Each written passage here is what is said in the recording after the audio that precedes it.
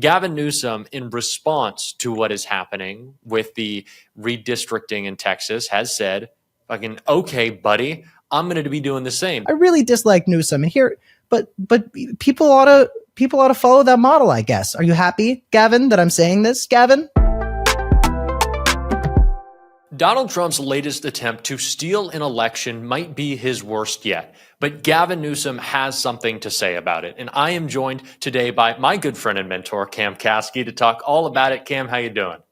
I'm good. And it looks like Gavin Newsom might very well be encouraging Democrats to act more like an opposition party, right? Because if Trump wants to do that Republican thing where they draw squiggly lines to give themselves extra seats, maybe we ought to start doing it too. I completely agree. So what's happening right now is, maybe you have come across in the news, is that Donald Trump is recognizing right now that he is more unpopular in this moment, maybe than any modern president has ever been, including Donald Trump after January 6th. MAGA is pulling itself apart over the Epstein scandal. Donald Trump's big, ugly budget is the worst in history. And so he is doing everything he can to prevent a historic loss in the midterms, which is all but guaranteed. Steve Bannon recently said he expects Donald Trump in the majority in Congress to be losing anywhere from 40 to 60 seats. He said that specifically because of the Epstein files, right?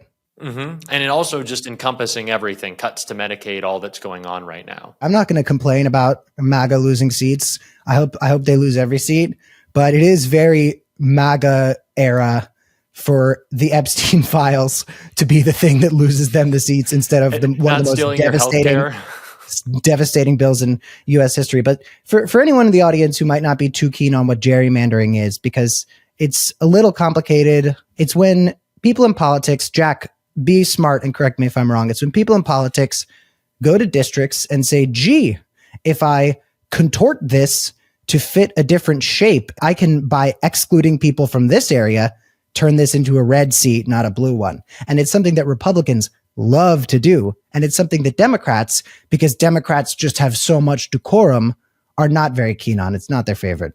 It's not. I think that's a pretty apt explanation of it. And I know you have a little gerrymandering story for us in a second, but what's happening right now is in Texas, Greg Abbott is calling a special session of the legislature, understanding the trouble that Donald Trump is in, to redistrict the state. Now, redistricting usually takes place in most instances at the beginning of a decade after a census is complete, because states have updated populations, they have updated electoral counts then, and thus they are reallocated congressional districts based on... They also have giant natural disasters that kill over 100 people, but I think Greg Abbott probably isn't focusing on that. He's focusing on the midterms more. So in a time in which Greg Abbott should be focusing on his job as governor, which he doesn't really seem to want to be doing, he's decided, we're calling this special session. We are going to redistrict in the most partisan way possible the districts in Texas. We are going to make sure that we can give Republicans maybe 3, 4, 5 more seats, something that will be extremely consequential heading into these midterms. But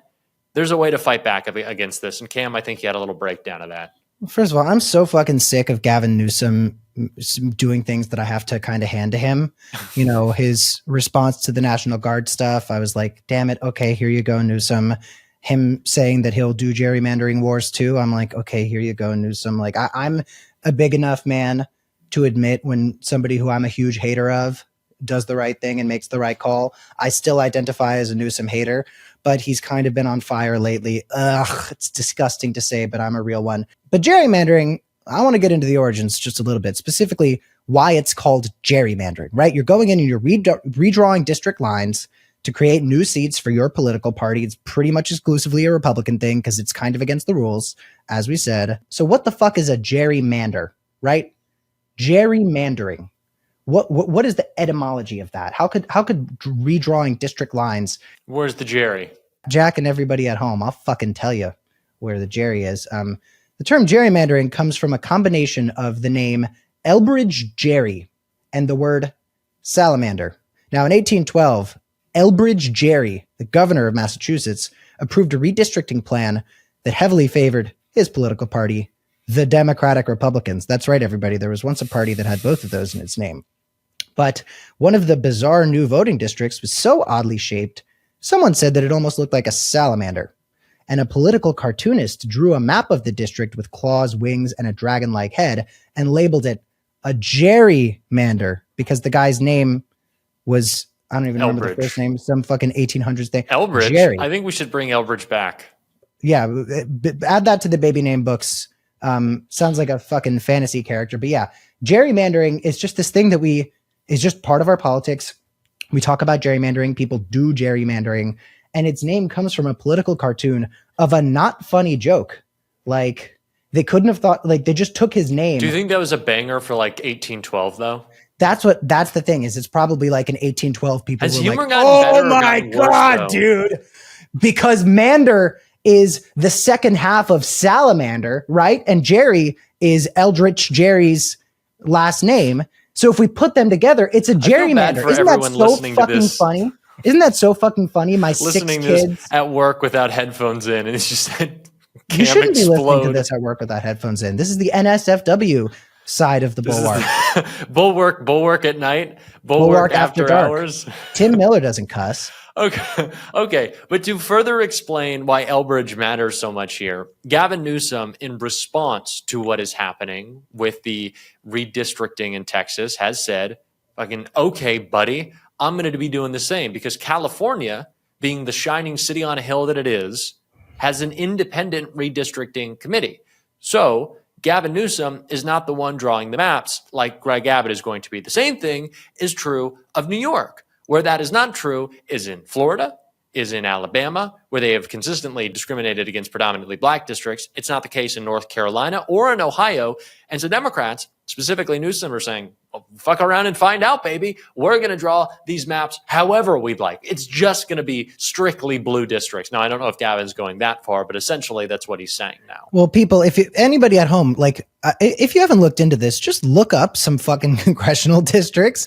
Like, some of them, they do such insane gymnastics to specifically just cut out one neighborhood. You could see maps where it's curved and it's winding and it has no correlation to how actual populations work other than leaving out specific minorities from certain districts who would otherwise likely turn that district blue.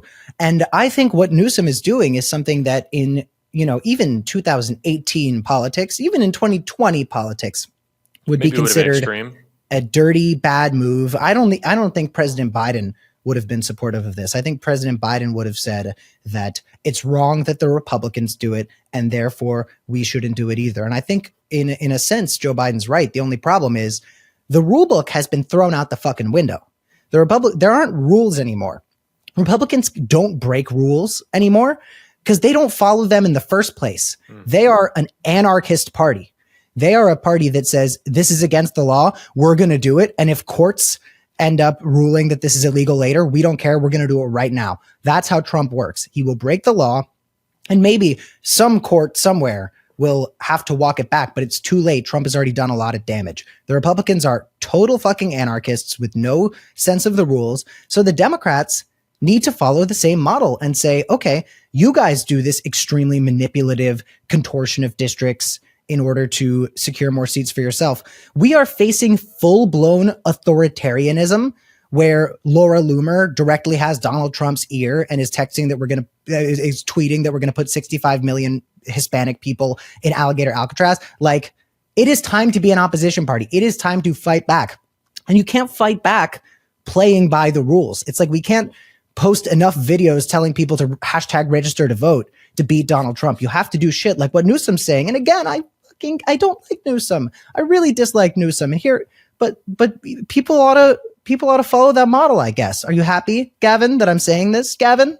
Well, we're going to call him up. But there's one thing, like you bring up, there's no rule book anymore. On this issue, it's funny. There is one rule, though, which is we have a bill that Democrats have put forth in Congress to establish a nationwide redistricting commission, right? So people might say, it's like, oh, okay, well, if Democrats do it, then Republicans will do it more, then Democrats will do it more. Well, if we've all just gerrymandered every state and we all recognize that it's horrible and broken and we just go on offense, then yeah, we can come to a bipartisan solution in Congress, because there have been so many battles. Remember back in 2022 or 2023, we had an election in Wisconsin for a state Supreme Court seat that was going to be the deciding factor of whether or not the state was going to be able to be gerrymandered and influence our elections. Like, that is how long this has been going on. We should not be fighting state Supreme Court battles to make sure that people have fair representation in their district. Go on offense now, send it to the Congress, make them pass it, force Republicans to get on board, because, hey, if you're a Republican in California and Gavin Newsom says, buddy, you're about to lose your job, yeah, you're going to vote to make sure your district doesn't go away. Same with New York Republicans. Do you think Mike Lawler cares about what is good and true and right? No, he wants to keep his seat. He'd get on board with that if Kathy Hochul called him up and said, buddy, you're fucked. They always care about the rules and you know, following tradition when it serves their immediate interests.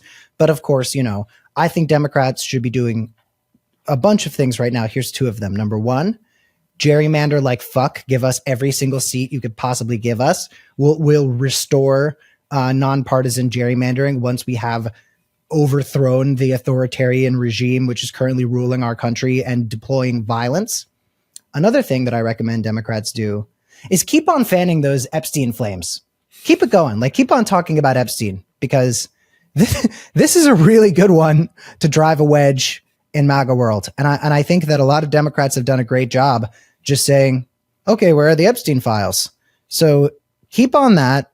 Follow the Newsom model. I think that it's important to talk about it, but I'd also say it's important how we talk about it, obviously. I think saying just like, release the Epstein files doesn't do anything new. Keeping it in the narrative, great. Keeping it in the news, perfect. Push it. I do think, though, we need to figure out and make sure that we understand that this is a class issue just as much as it is a conspiracy, and that we have a conversation which Donald Trump and the right have won too often and too much about a broken system, a broken justice system that disproportionately and always rewards the rich and well-connected. Donald Trump, after breaking white-collar laws, committing white-collar crime, was claiming that the system was out to get him, even though he got off on those white-collar crimes, which is what happens when you're rich and well-connected. And so I really think more than anything, that's what we need to make this about, is that if you don't have money, you will be screwed by the system. If you do, Donald Trump will protect you, and he'll protect himself always. It's so crazy with the Epstein files, especially because you've got so many neo-Nazi white supremacist conspiracy theorists jumping to this insane conclusion that this is all the secret machinations of the Jews. And it's like, hey guys, you're obsessed with conspiracies. There is, in fact, a conspiracy here. Yes. It's the oligarchy of the United States of America that also places vice presidents in seats and runs America. Like, there is a conspiracy for you. Like, go look at Palantir. Like, you're freaking out about the Jews when actual insane conspiracies are real and happening right in front of us, and very often getting government contracts right now. I think you put it perfectly, Cam. And on that note, comment down below if you want to see my drawing of a Cocchiarella mander. And with the bulwark, we're Jack Cocchiarella and Cameron Kasky. Thanks so much for tuning in. I don't even know what this means anymore. Subscribe.